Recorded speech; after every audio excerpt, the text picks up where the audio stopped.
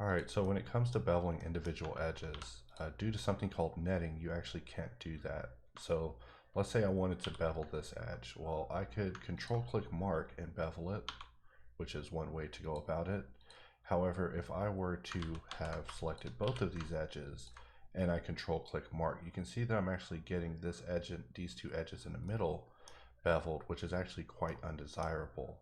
So the solution to it is actually to do something called buffer edges, where you have an edge in between, and this will then allow me to select each of them and then bevel it.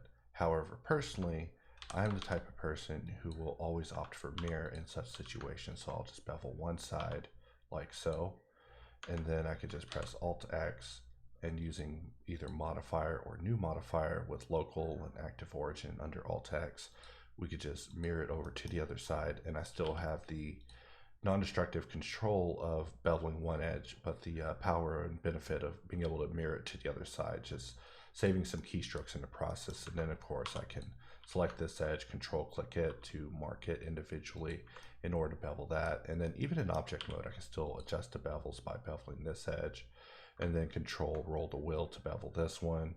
And then I could even stack a bevel on top of that by control clicking bevel in object mode to put a bevel on top of that, so I can jump between this one, jump between this one. And another thing to discuss is also the modifier order of things and how to make that work in order to keep these things balanced, because if we were to say place these in an improper order, we would get rather negative mesh results. But if you have them placed more optimally in your stack, and you respect what order they should be in, like for example, V group should always be early on in the stack, because Booleans and later modifiers actually have a tendency to nuke that data. So just an important FYI.